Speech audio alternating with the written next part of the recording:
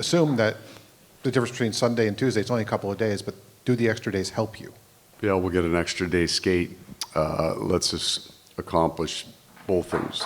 You get the right amount of rest and also be on the ice enough that we can stay sharp. I had to balance those two things. The extra days allow us to accomplish both.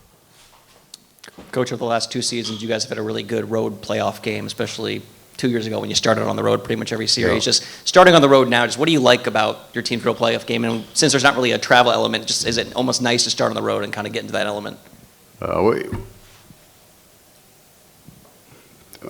This might be true of all the teams that make the playoffs, but some of them were a little older in terms of experience anyway, and maybe not age, but we don't have...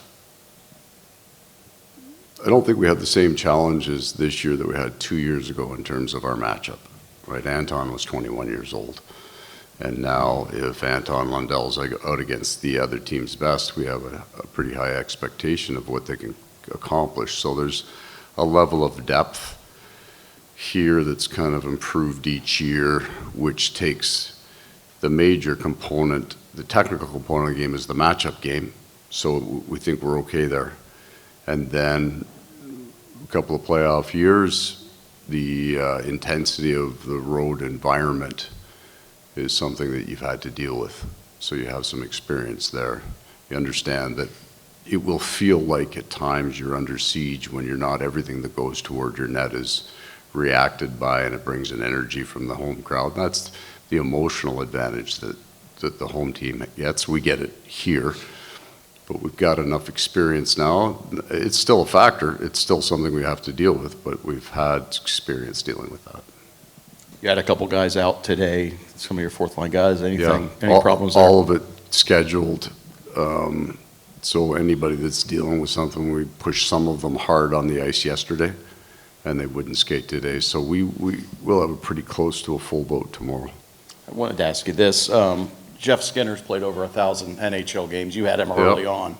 Obviously, he'll play in his first postseason game. What's that? You think that's going to be like for him? It's been a long road. I would think at this point in his career, there's a relief to it and a real excitement for it, because you'll find as these men get older, they cherish that part of the game more than any other, the playoff experience. It's why you find some of those older guys that they can just elevate their game on emotion alone.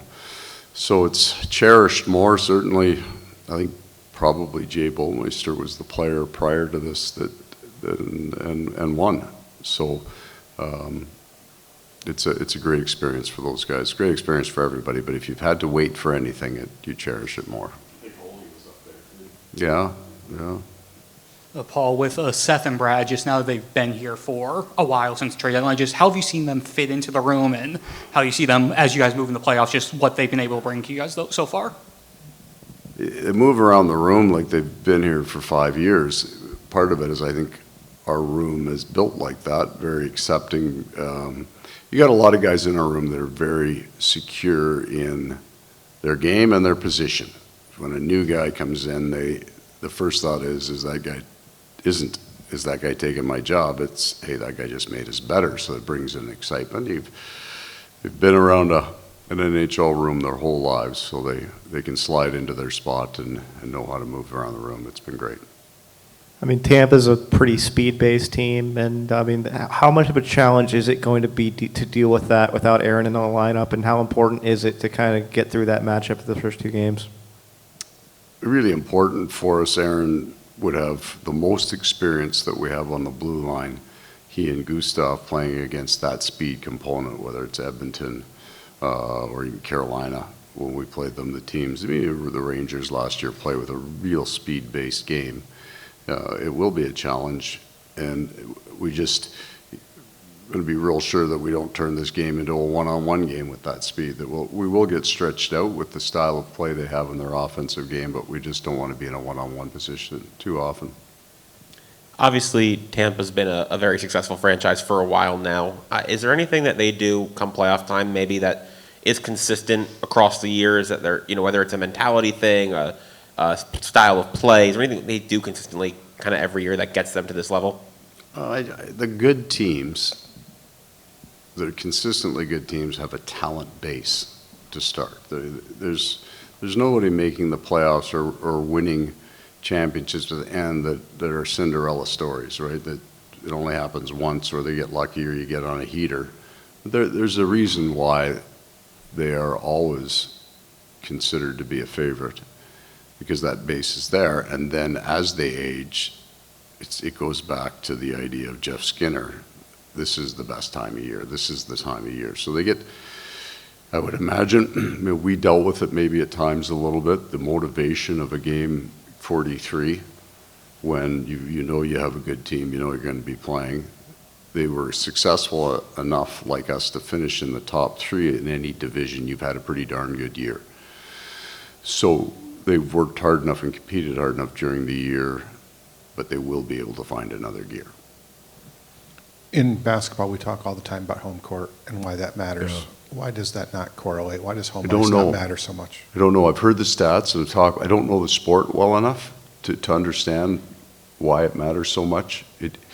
I think it did matter a long time ago, back when there was a far more physical component. It's physical now, but there's nowhere near the fighting. Back when the game could erupt into that very, very quickly. I think there was the crowd. It was a different style of game. I just don't think it matters as much anymore. It's a kinder, gentler NHL. Coach, what makes Sam Bennett such an impactful player in the playoffs? He can do both things, right? He can play on both sides of that. Sam could have played 30 years ago and been just fine, right? But there's a skill level there too that he can play in this game and be just fine as well. So he has a couple of generations in him in his style of play. And I think, I mean, that's our hope for our hockey team and for any of these teams, that we would like to think that we're that group of team that, you know, you're completely respectful of your opponent, but success and failure is winning now, not just making the playoffs or having a good run or having a good year.